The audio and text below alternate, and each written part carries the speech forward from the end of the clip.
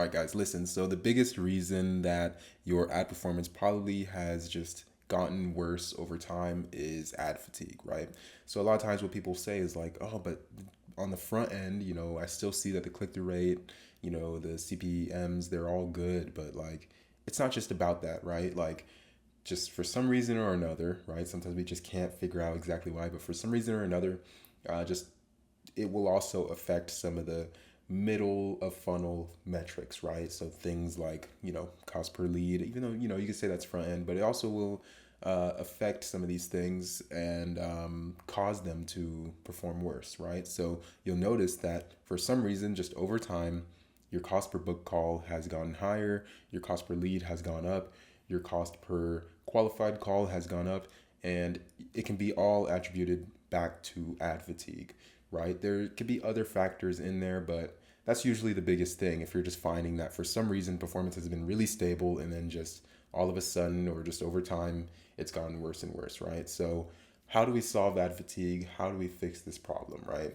So let's get into it. And so the way that we do it is we need to introduce new ad variants into the campaigns and the ad sets, whether you're running Google ads or Facebook ads or Instagram, whatever it is.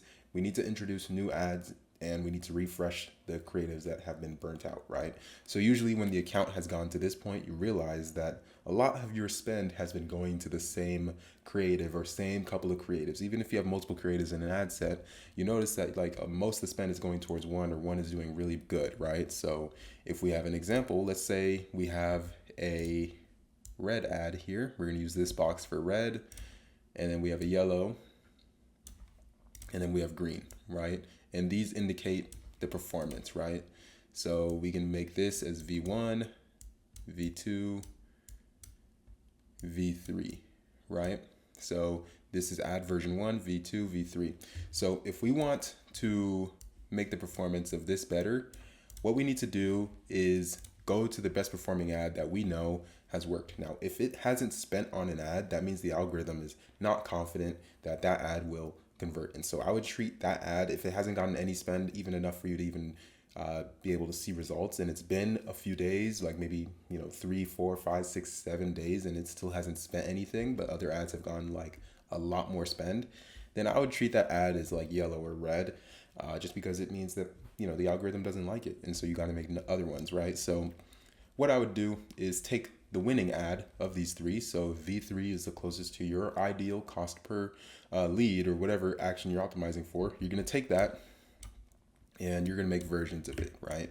Of course, this is nothing like new or anything, but you're going to make versions of it, right? So now you're going to have, you know, 3 other new ads, right? And these versions you're going to throw into the ads manager. You can throw it into existing ad sets or new ad sets, doesn't really matter. Throw them, and you want to name these ones. These are basically variations of these ads, right? So if these are ad ones, so this would be, V3V. We can just do it for this example. We'll do this like this, right? V3.1, V3.2, and then V3.3, right? And actually, for this, it would actually be more like this, actually. You'd have that V3 winning ad, and then you'd have 2 other variants to test in that ad set, right? You can have 3 or however many other variants, but usually I like to test ads in batches of 3 at a time. You test to see which one of these will work. And once you introduce these ad sets, you'll notice that your campaign performance will just naturally go up as you're conducting more tests. And you just want to put whatever the winner is. So let's say, for example, V3.1 is the winner. Then you want to use that as your winner ad and move it on to the next one, right? And put it into your scaling.